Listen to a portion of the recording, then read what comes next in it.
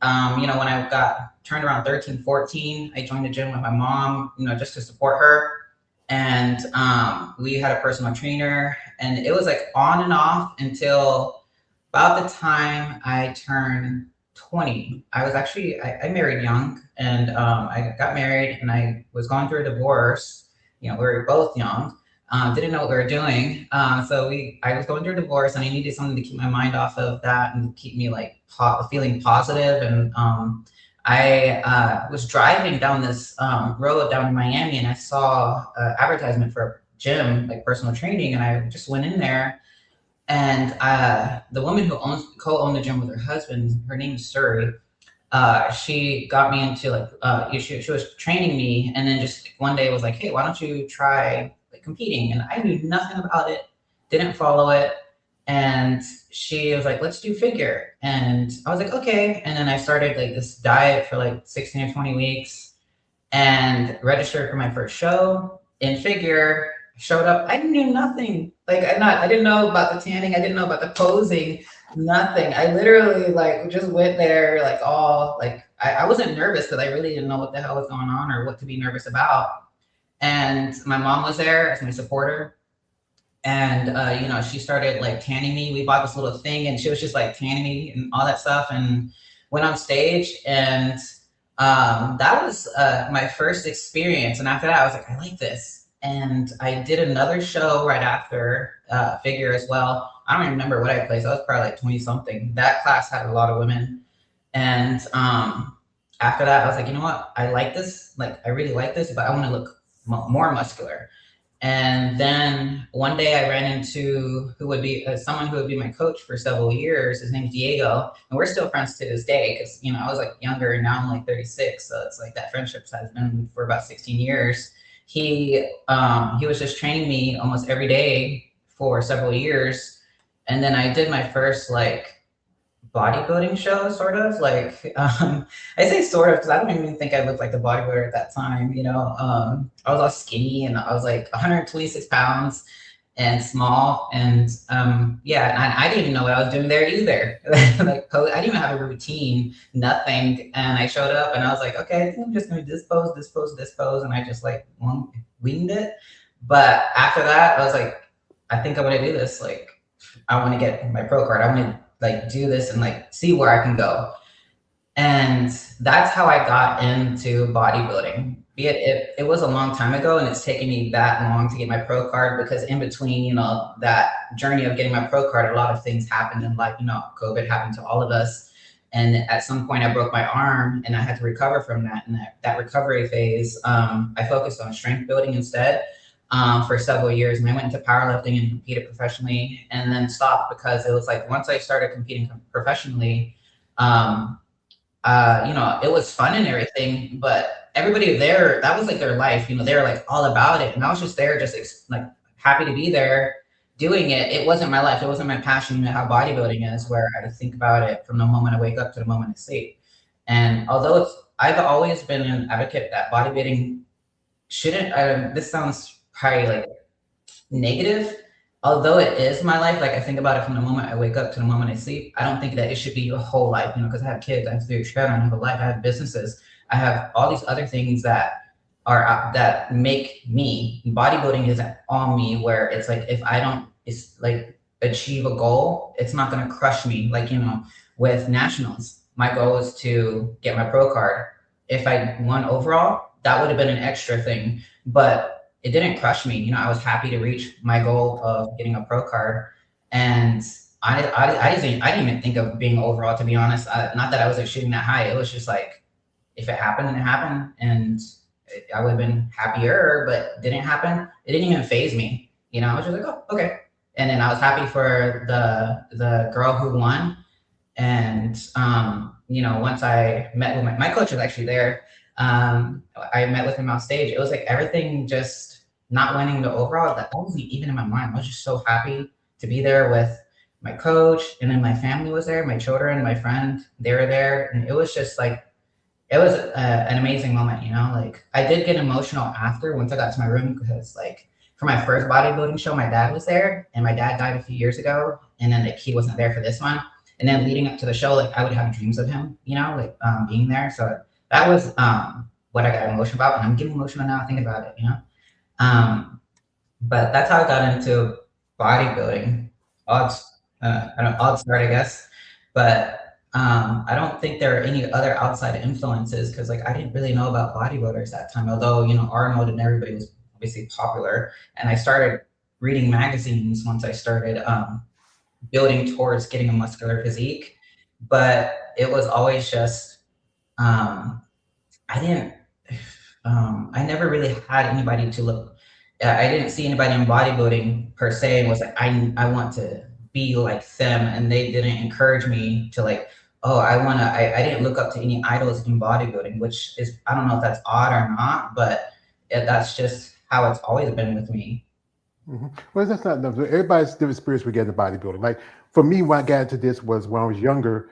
My brother used to play football here in our hometown. He used to lift weights. And we used to, as kids, we were poor kids, so we didn't have no fancy weights. We had cinder blocks and old logs and lifting them in the backyard. Then I got to high school myself and started lifting weights. And I remember this was a true story. I was like lifting weights. I was by the time I was 16, I was doing 350 on the not the squat. It was the bench press.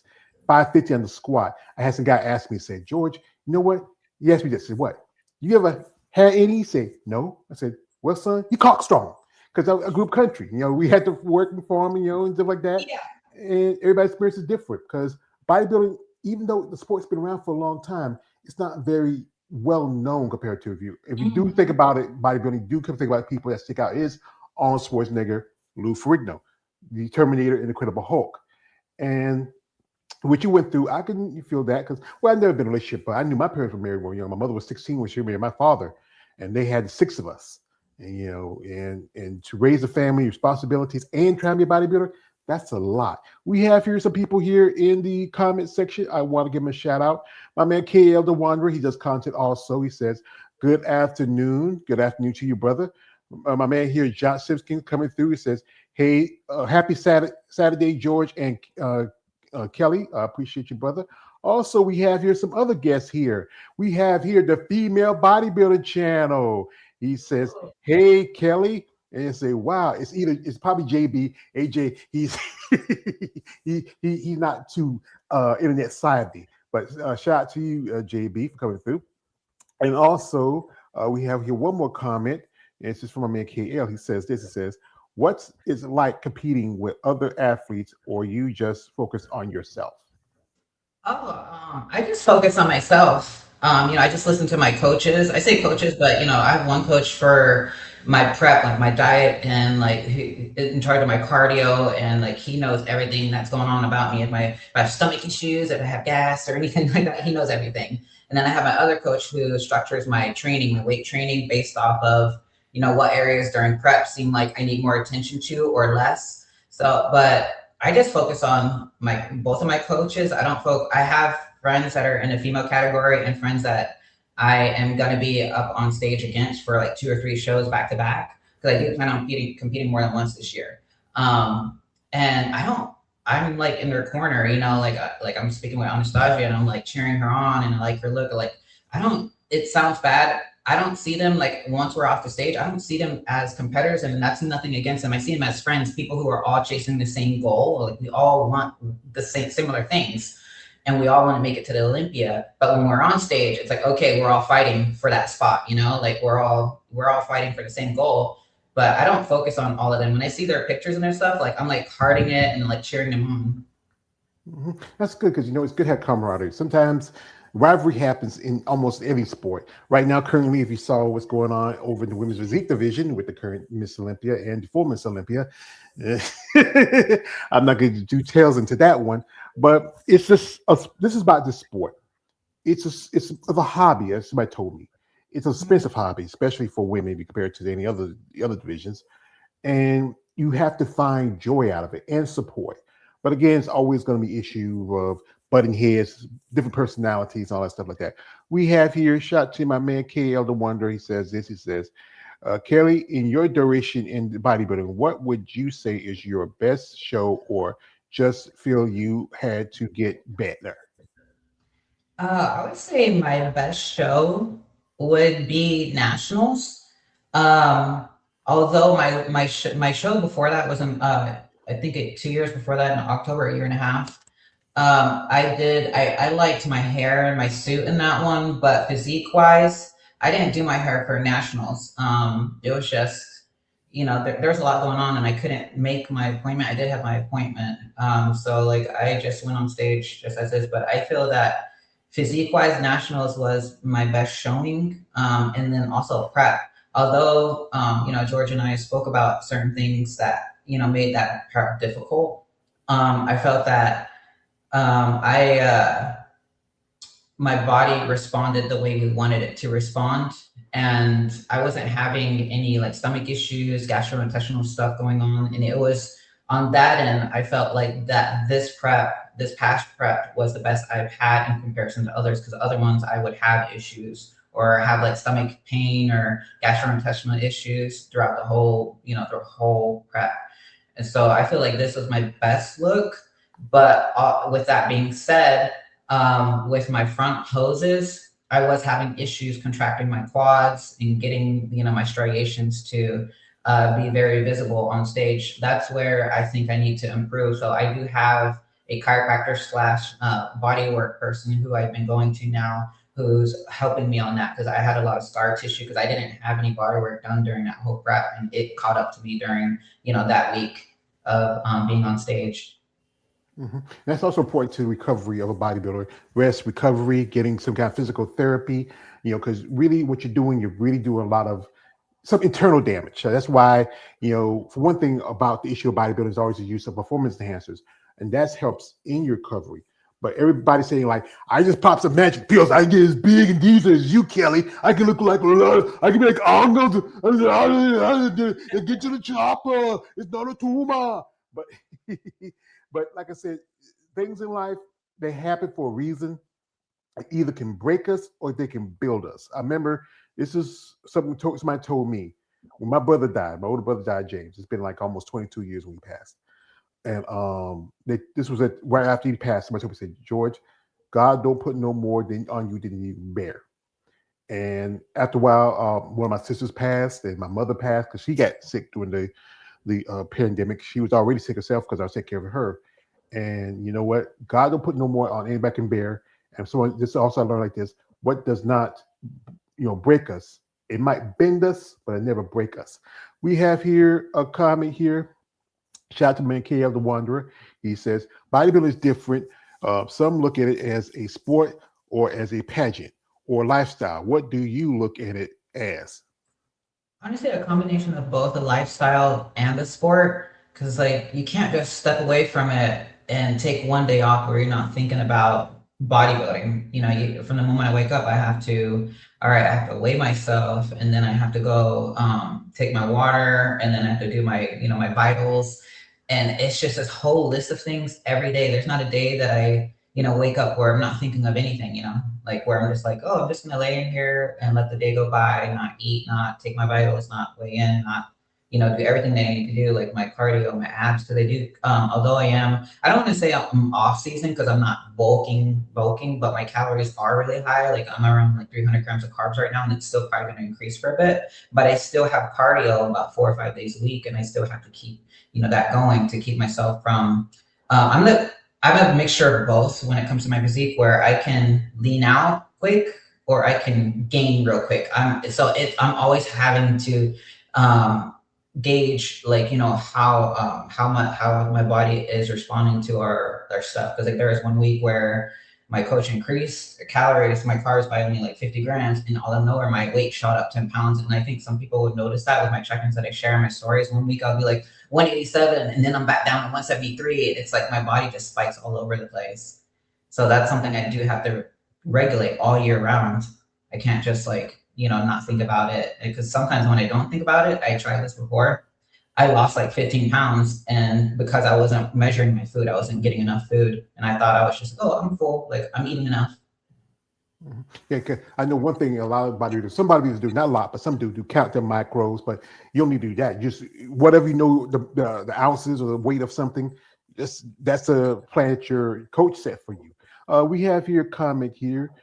This is from the Female Bottom channel. JB here. Hey, JB. I should have guessed it was you. Also, he says this. He says, but great performance at the Nats. Yeah, because we did me, JB, and AJ did a little conversation, and I brought you up. And I said that I again, to me personally, I think you should have been overall. That's just my personal opinion. Mhm. You know, no offense to the other lady, Taylor Smunk, who won. Congratulations. I think she's planning on competing this year also, because her coach is Chelsea Dion, and your coach is Justin Jacoby. And this guy, I mean, counting yourself, Hayden Moeller, who I interviewed a while back. I interviewed Montana a couple of times. I know Casey was there, but she didn't get a pro card. But I think she's planning on doing the show later in the year. And That's a she's in stable. Cause she's young. She's I think she's still a baby. You know, 23 years old. I mean, you know, still as an old-fashioned old head would tell me, still wet behind the ears and breast smell like Similac. Casey and I have the same coach. We were actually backstage together. We were all sharing a blanket and just like, chilling together. She's such a cool kid. Yeah, I interviewed Casey. She's an amazing young lady. I hope she does get a pro card. Here, get from a shot from my man here. JB, Female Bobby Challenge says, does Kelli has a local posing coach? So who works with the posing? No, Justin Butterina does my posing with me. He's actually based out of, I believe he's PA. Yeah. Yeah, yeah. I mean, it's especially you're in Florida. I know a couple ladies who are posing coaches, like Jeannie Lukowski. You know, I met her when I went to Tampa Bay a while back. You know, we've been friends for a long time. I actually she did my one of my routines, I think, when I was in physique. Yeah. Oh yeah, I think I saw a picture of y'all together. It was like a long time ago. I'm trying to remember that. But She actually prepped me for that show too. She prepped me and did my posing routine for me. that's pretty good. I mean, right now she's planning on competing. You know, I can't wait to see her. I mean, she last competed was at the I think she did the I'm trying to remember. Was it not the Steve Carr? I think she did the Grand Prix, if I can remember. We get here a comment here. Shout to my man here, KL the Wanderer. He says, do you tell your age, Kelli? She already did. And if you didn't hear it, you missed it. It says the thing is, a gentleman, she told her age, but a gentleman never asked her lady's age. I'm a Southern gentleman, ma'am. I don't ask your age. It's none of my business, my concern. Because I'm 36. My birthday just passed in January on the 22nd. Yeah, and she's 36. She is a pretty lady, or if my other guy would say, Kelli, you know what? You are beautiful. But one question is, what is your ethnic background? You're very, androgynous looking. Okay, so I'm indigenous, it's a Native American, and also Irish, hence the last name Larkins. So that kind of throws people off. Yeah. Sure, you're Irish and you're Native American. Oh, yeah. We have a tribe like here that's kind of mixed also. It's called the Lumbee tribe. They're a little bit of this and a little bit of that. In North Carolina. But you're like I think the second lady that I know that who I interviewed who are well, you're the second female bodybuilder. I've interviewed quite a few ladies who are Native American, but you're the second one. You and I don't know if you know her. Back of my head. She just competed a couple of years ago. She finally made her debut. She's from Texas. God, she also, I think she got a pro card in Nationals also, but it popped in my head if I remember it. Here we got here. Dylan Crenshaw? Not Dylan. Is Dylan Native American? I believe she has like some a background, and I don't know if it's like Cherokee or Choctaw or something, but I believe that's what I heard. No, I think the way I'm thinking about, I know who she is. Sometimes I'm pretty good with this, but I got some information in my head, so I got this shot to my man. This is from my man JB said, you had Jennifer Childress. Yes, Jennifer Childress. Yes, she's also Native American. And he also, this is from my man KL says, she said a lot, bozo. Well, then be aware of surroundings. This is my shit, man. Me, I put this brick by brick. I'm gonna start at 2.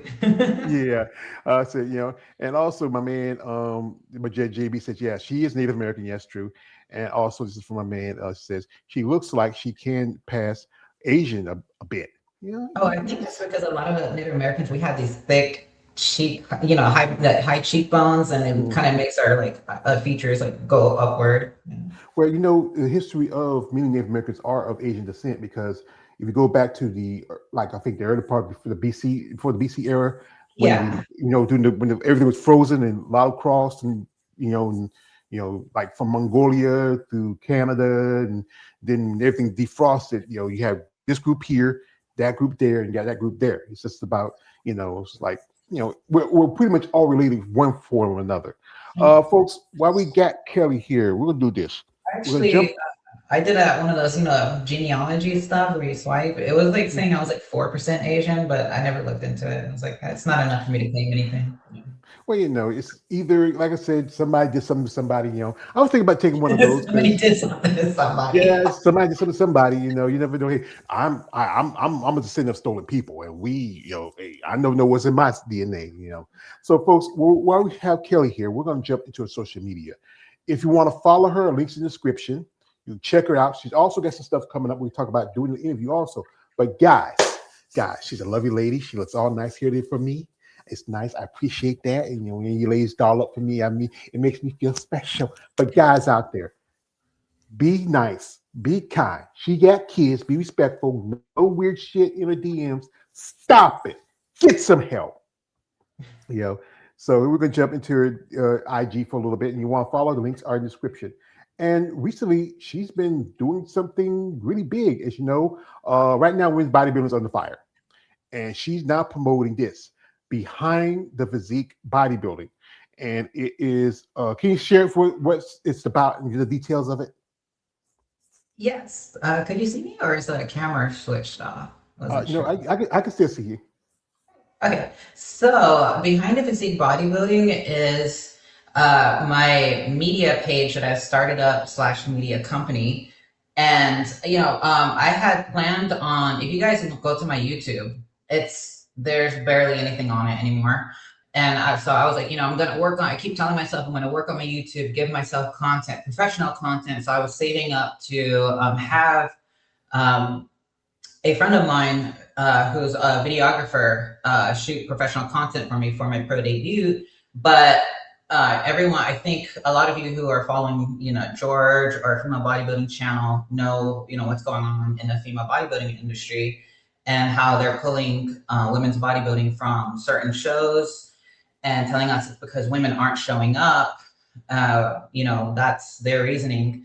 I decided that instead of just investing in myself and my personal page, I was going to invest in everyone in the bodybuilding industry because I'm one of those people where I care for my friends, my people, and also like I'm used to that because I'm a part of an indigenous tribe and there's only 6 of us in the tribe, 600 of us. I don't know why I said 600 of us, and so we all see each other as family and we all take care of each other. So there's only, from my understanding, I believe there's 60 uh, currently active female bodybuilders who are competing at the pro level. And that's not that many women. So, it only makes sense to do something that's going to benefit or allow, benefit all of us. And so that's why I am investing myself, my time, and my resources into creating this page and starting a documentary series that I planned for it to be a seasonal thing like this year, next year. And it's going to be 8 episodes in duration. Initially, it's going to be released full length on Amazon, but I am also, after several months, it's going to be released as episodes on YouTube. That's pretty And good. it's I going to mean, follow 6 to 8 women, female bodybuilders. Now, I listed a casting call on our page. It's open to amateur and professional female bodybuilders. There's no age cutoff or starting age. Oh, as long as they're like 18 or something or have parental consent. And they do have to be either planning to compete as a female bodybuilder. Let's say somebody's physique and they're doing the transition to step up on stage as a female bodybuilder. We are accepting applications for them as well. That's my focus for this season. That doesn't say I'm not open to let's say doing all physique or figure or anything, but I feel that right now my focus should be women's bodybuilding. That's respectful because you know what? It's to me, women's bodybuilding. This is what really got me into this is women's bodybuilding. Mhm. Because you ladies, your division is the architect division. If it wasn't for that division, you wouldn't have physique, fitness. I won't say as much as when it comes to bikini or wellness or even fit model. Excuse me, when I say fit model, goes hot point because it's an offense to me. It's I have nothing against the competitors, but to me, it's I'm like a beat. Right? I'm sorry. Sorry to cut you off. I'm kind of like I'm not sure what fit model is. Like I went online to because I seen some there that there are Arabic fit model pros, but I don't know what the guidelines are or what they're looking for. Like from the images I saw, and this means no disrespect to any of them because I don't think that there's a standard set yet. It just seemed like who's the best average person right now. I don't know if that's like the goal to be like more open to other people, and if that's the case I'm not opposed to involving other people in, bodybuilding, but I don't want that to mean like, oh, because we're opening up this new category that we have to basically kick out these other categories. Because if the idea is to be inclusive to all body types, why do you want to exclude muscular women, the very muscular women? That makes no sense to me. Well, here it is. We all know because it's not considered a very popular division. Women like yourself who have that much muscle are not seen as feminine. It's not seen as popular. It's like I'm like this. There's some amazing women, and some of them I got to do interviews with. Some of them I got to meet a while back. When I said while I was in Tampa hanging out, I got to meet. She was at the time number three in the world, but now she's number two. I got to meet someone like here. I got to meet Ashley Jones, and she's an amazing person. I got to meet a woman like shout out to Sharonica Hinton. She's amazing, and to me, she fits the criteria of women's physique if you look at it now. And this is one I love the most. When I got to meet this gentleman here, because I was a country boy. When I got to meet this is my friend Eunice, who runs Bad Rap, and that's David Lee Roth. And that was something I probably would never got to do if I didn't go to Tampa to help my friend Eunice in her company Bad Rap, because they're also trying to do more for women. Like she reached out to me because she said, you know what, George, you want to do something to help? I said, yeah. Oh, well, I'm helping out her because she's sponsoring the Triple O Dynasty in April, and I'm sponsoring one of the jackets. So I said, you know what, I can do that. And you are looking. Also, you have a GoFundMe, and folks, if you want to check it out, I will put the it's in the also the GoFundMe link is in the if you look at it, it's in the comment section of this live, and also here it is right here. You see it, so you can see it here, and also you can get it from the comment section of the live. So you're doing a GoFundMe because what are you having anybody you reaching out to? Because one thing we do in like these productions, you got to find sponsors, you got to find somebody to cover the cost of this, and also what's your projection for this this documentary? My budget for the documentary. Mm-hmm. Yes, it's 40,000, actually $40,000 for the documentary, and it's high because the women who are going to be involved, as I said, we're going to select 6 to 8 women, and we are giving them we're compensating them for taking part in the series as well as covering their competition fees associated, fees associated. So that means like hair, makeup, tanning, suit sponsors. Like we're going to provide everything for them to step on stage and so that they don't have to worry about that and they're being compensated for their time. And so that is a huge part of the budget as well, having eight women. And I'm sure you, George, know the realities of what goes in the cost that goes into showing up to compete on show day. Because as I say, this for show day for the women is probably the biggest expense, because I say this often with the men, all they gotta do is pair on a pair of banana hammocks and board shorts. It's tan. That's it. For you ladies, your show day is a lot of expenses. Not just the cost of, as you know, as an amateur going to a show, paying because you just did women's bodybuilding. You did in that one class. Some ladies would do. I think Montana. She did both women's bodybuilding and physique. Yeah, that right there is like a $700 thing. It's like $375 for each class. Yeah. Yeah, I know that's expense, and then the cost of your motel, your food. Then right there, one of the biggest expenses is your posing suit. Now that could be from anything from $500 to a couple $1,000. And then you have to have your hair, your makeup done. You gotta have tan, and if you have a nice complexion, you still have to have that tan to cover some of the blotches and spots that miss. Yeah, and tanning itself is like 185, and my hair I had the appointment, but I didn't do it. It was like 185. The makeup is 185. I did my own makeup for that for nationals because I was like, no, I'm not gonna because I paid 185 last time and it looked like something I could have done myself. So like, I'm just gonna save on that end.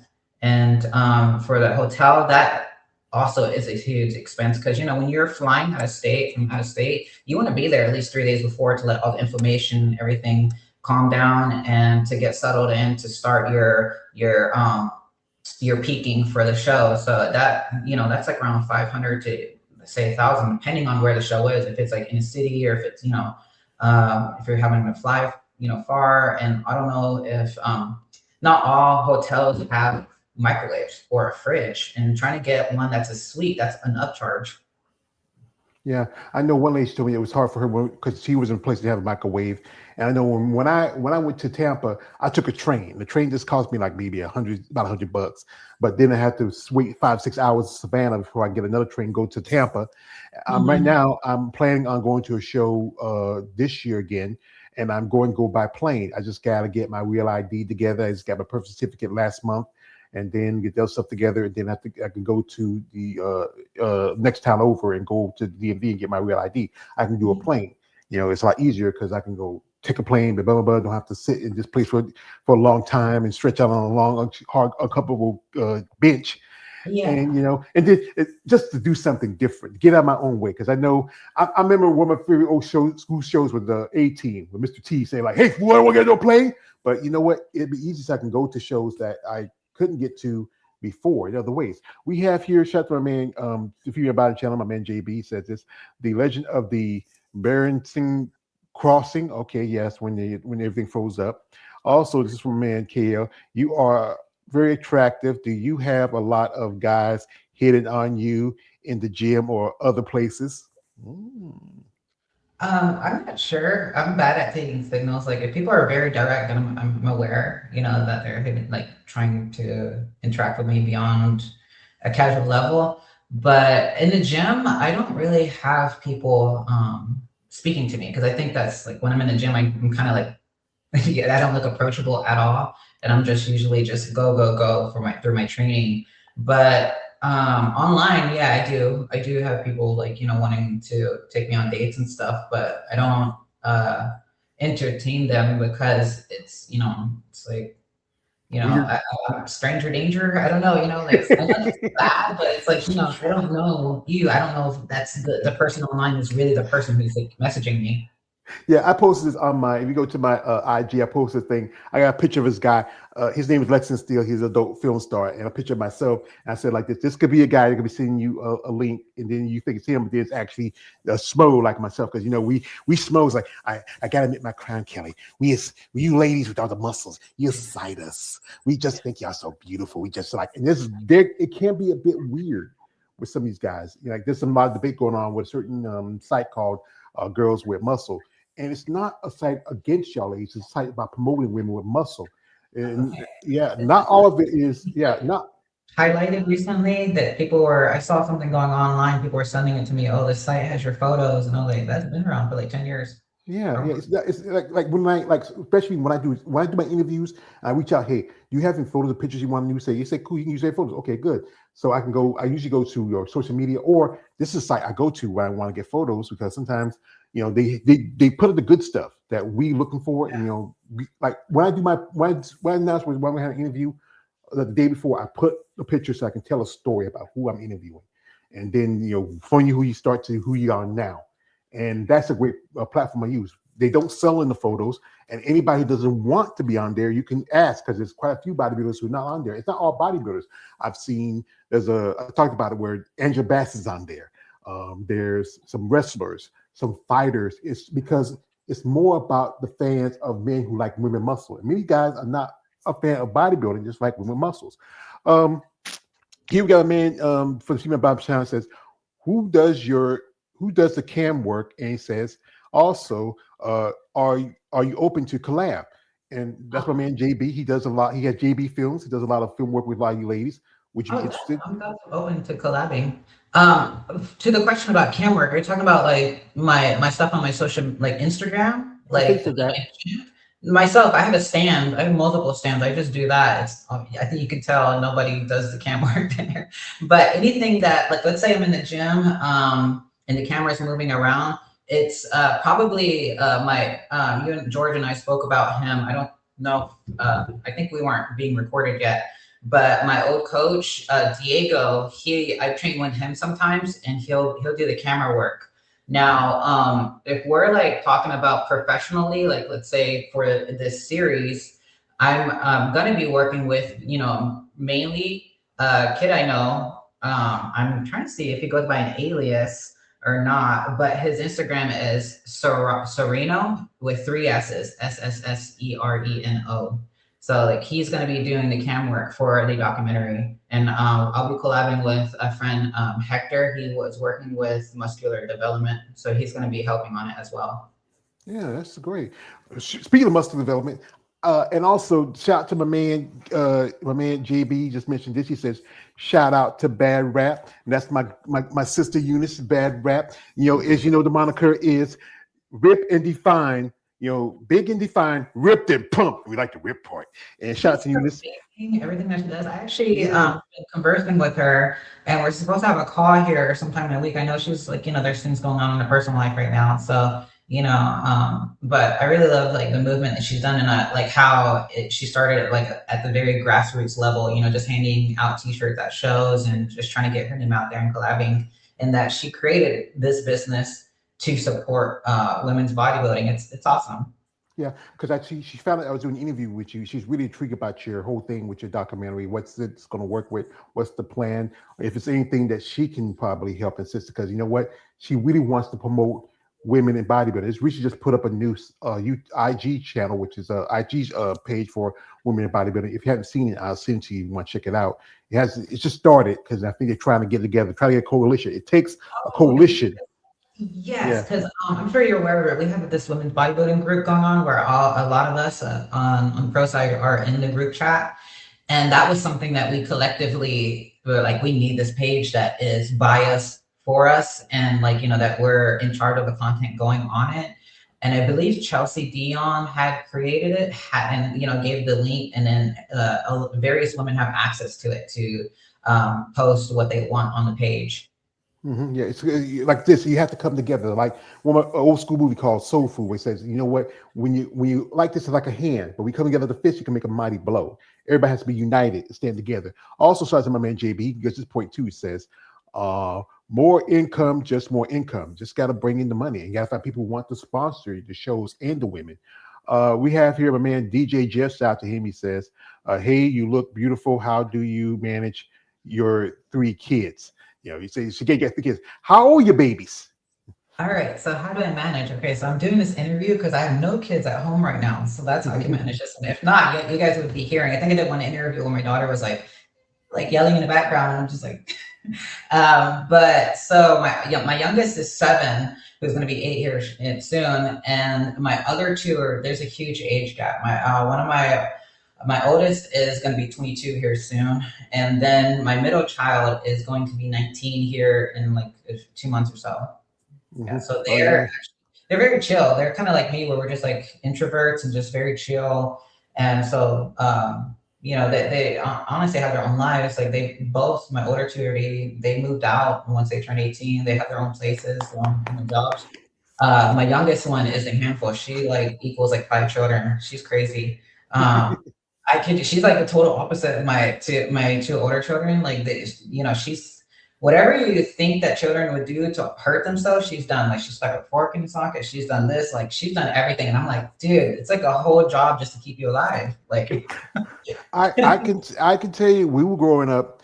I had 3 older sisters. There was my older brother James, my younger brother Larry, and also I grew up with my 2 older nephews. And we jumped out of barns and ran in the woods and played in fields. We were boys. We did boys things.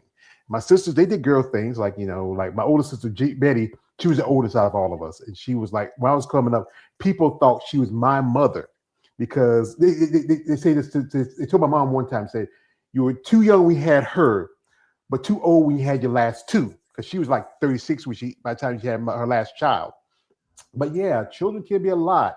They love and care for you. It's good that your two oldest one are out there in the world, being adults. I lived my mother most of my life. I stayed with my sisters on and off here and there, but I never stayed too far off my mom because and your baby, that's your baby. That's the thing. The baby's spoiled rotten. I'm a middle son. We had to fight for our love. I know I can feel your middle's heart because you know what? The oldest is the pride of the family. That's dad's firstborn, and baby's the Yeah. last one. That's I feel mama's like smut baby. at my end. Yeah. Yeah, at the middle, we had to fight. We got to fight. We like, mama. I used to say this to my mama. Ain't I a man, mama? Ain't I a man? She said, no, you my baby. I'm a man, mama. I'm a man. So, here we got here a comment from my man here. Shout out to my man, Jeff. He says, how do you see the documentary? Well, right now, it's not in progress just yet. She's still working on it. It's going to take some time.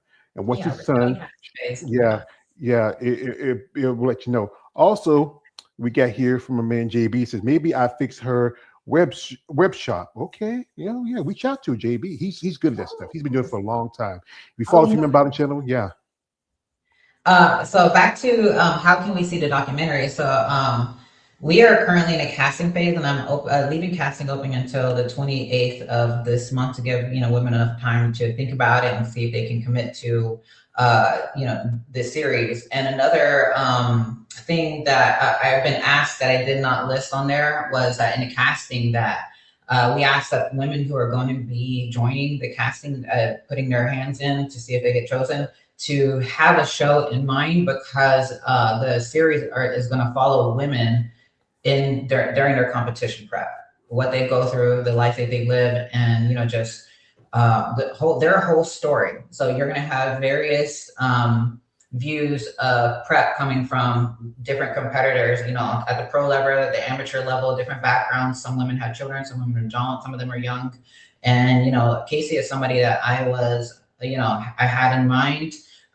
It's not set in stone yet, but someone around her age and who can relate to the younger crowd who are getting into lifting and they don't know what goes behind it and what it requires. I think that she or someone around her age, would definitely be great for the series.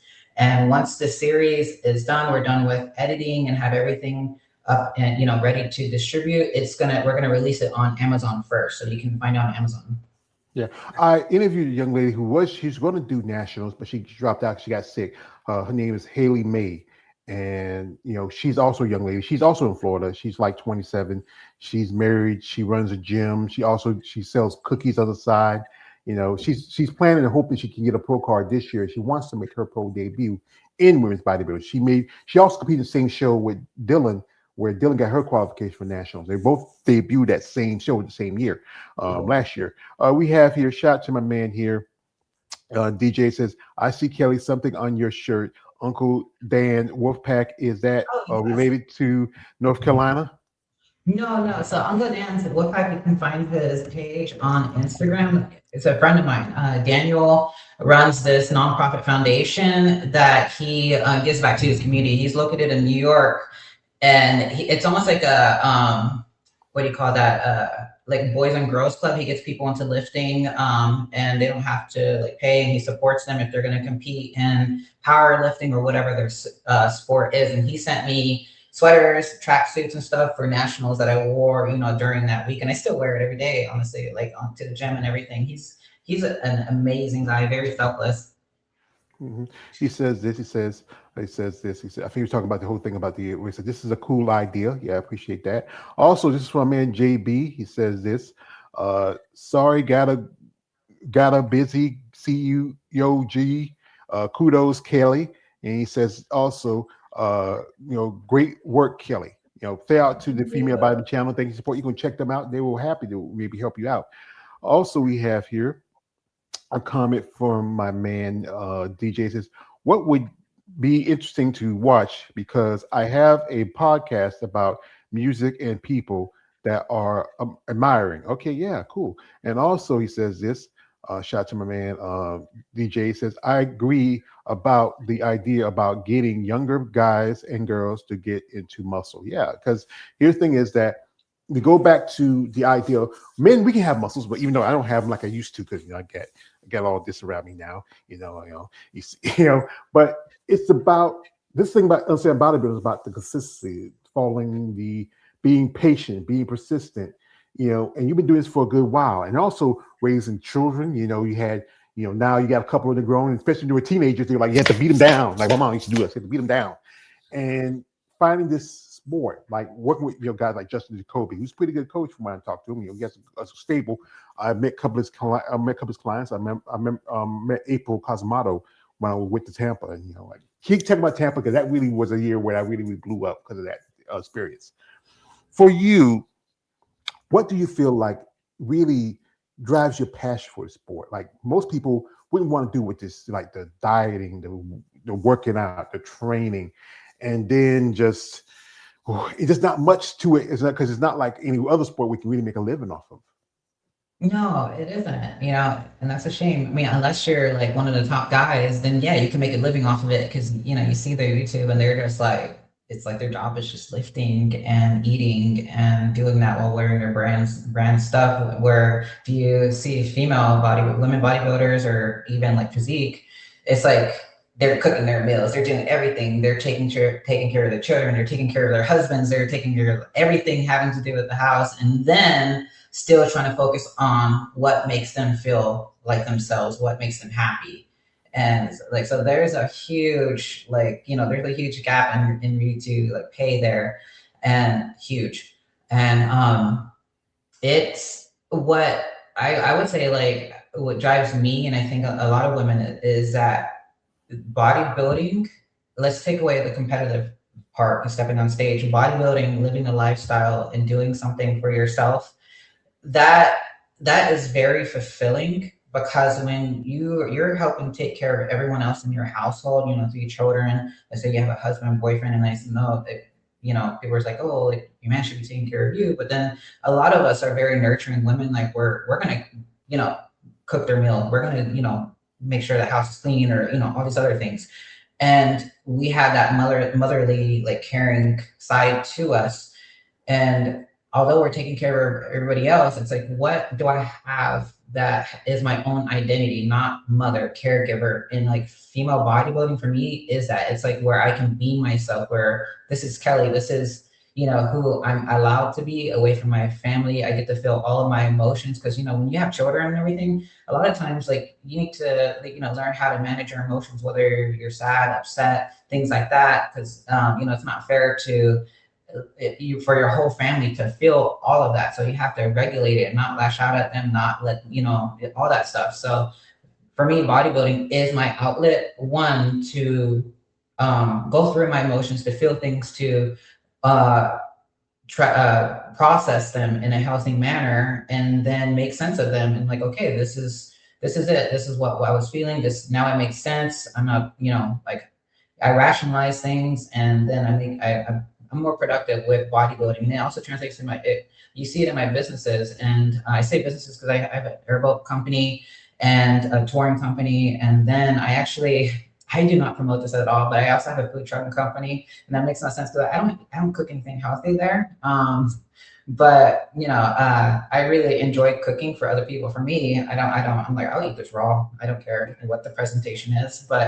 And then also we have Behind Physique, and also I have a project with my mom that is a philanthropic project where we're working on restoring the deer population here in South Florida. So I have all these other things that going on where bodybuilding is strictly just for me.